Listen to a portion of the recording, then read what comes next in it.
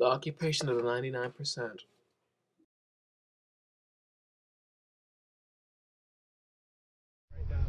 So this is the entrance to the main camp.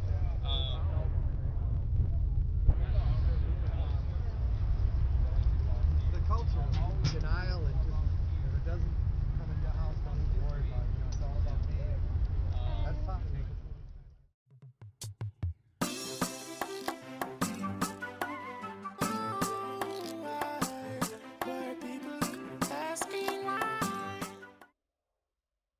What is the Occupy movement?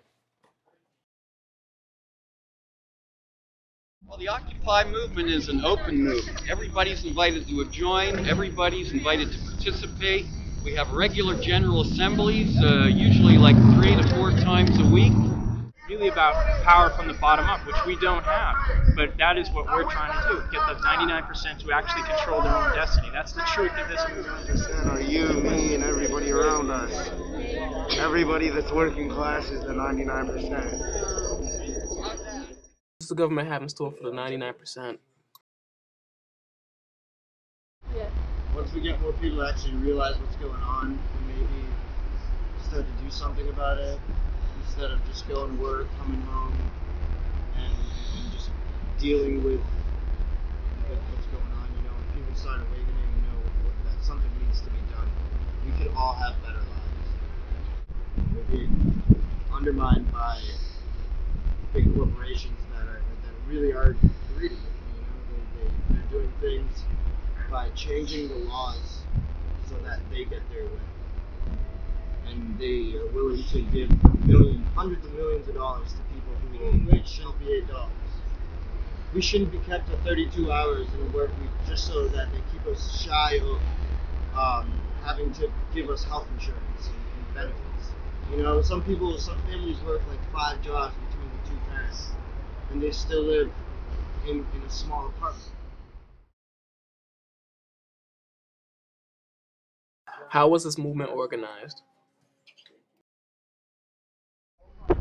Helping out around here at the Boston Media Tent. We work with other outside media to do interviews, as with you guys.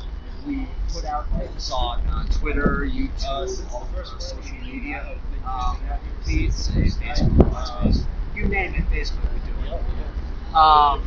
We coordinate data flow in and out of the camp, and we make sure people know what's going on. We don't schedule events, which is one of the main misconceptions. People always come here to say, yeah, you put us into the roster at this time. We don't do that, but we do organize the schedules. So basically, we try to keep everyone informed as to what's going on out there, if they're living in here, and everyone out there, what's going on in here. On the record as a medic, I'm completely neutral. Oh, okay. That's part of the role of the medical staff here is that they basically stay out of the. If you see us at the marches, we're never actually participating. We're actually on the side in case anyone gets hurt. And traditionally, Will the movement ever stop? They can't stop us. We're everywhere. We're for everybody. Everyone who's not the wealthy ruling class of this country. And if there are those who tell us to get a job or something, they obviously aren't paying attention to the news where unemployment and underemployment is so high. And we're discussing the actual concerns of this country, whether it's inequality, whether it's the wars, whether it's racism, whether it's the police state that keeps evicting these encampments.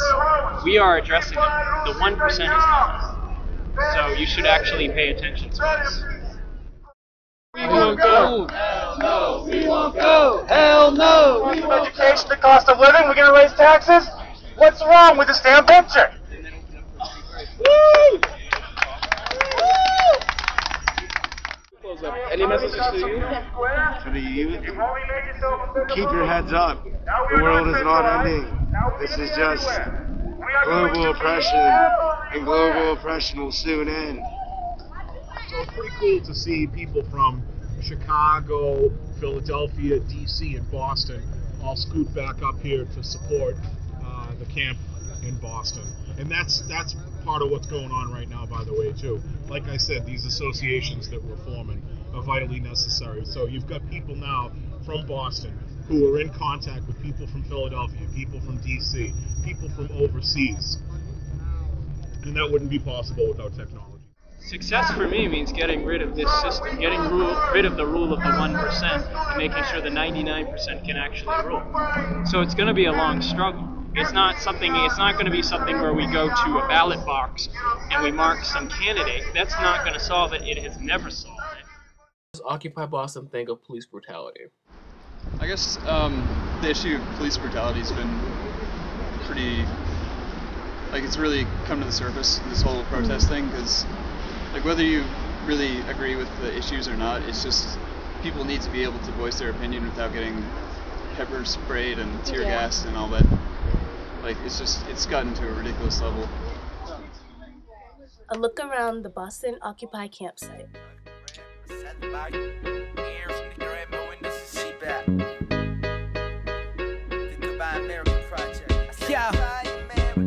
We need dollars, come on, tell me who doesn't. But pardon my introduction, I was a little blunt. Life's tough in the recession, lots of people stuck. Seems like every time I breathe it costs a couple bucks. Plus, the headlines ain't looking up. Ex-girl used to drive, now she ride the bus. Be easy on the sidewalk the day the market crash. Don't want the jumping businessman to land on your ass.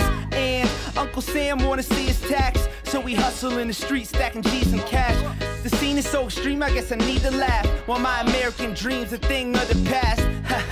So I guess I gotta improvise, survival of the fittest with a weak one's die. Right hand on my heart, left fist to the sky. Pledge my new allegiance, not a tear in my eye. Bye-bye. I need the dollar, dollar, dollar, that's what I need. Hey, hey, well I need the dollar, dollar.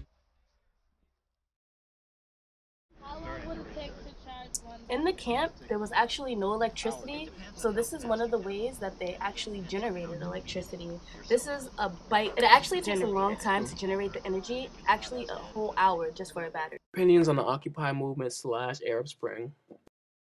Everyone wants to know what the Occupy Boston is. Personally, I believe it's just an uprising, the beginning of a revolution to come. To me, it's not so much on trying to argue about everyone's rights and what they want to see change, and they want to see change happen now. This is for the long run, for our future. I believe that, you know, everyone's out here fighting because they want to see this difference gone between the rich and the poor, and they want things to be equal. They also want to be heard. I think that technology has affected the Arab Spring in a strong way, because if you look back at all of the Arab Spring, you'll see that there's a massive amount of technology used. These people have slowly built their revolution with the social medias that are provided for them. I think that this technology has brought many people together, and they realize that if they work together, they can experience change.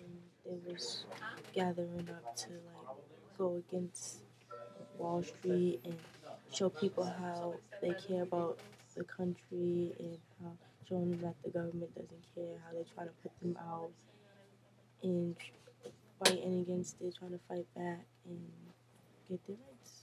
That's basically it. Okay, hello. My question for the symposium project of Technology and Revolution is, how effective is the movement? Well, in my opinion, right now, the Occupy movement isn't as effective because it's only the beginning, and in the beginning, it's not like, water gun and Pokemon. It's not going to be like super effective against a fire Pokemon. You know what I'm saying? But, like I said, it's only the initial stages, so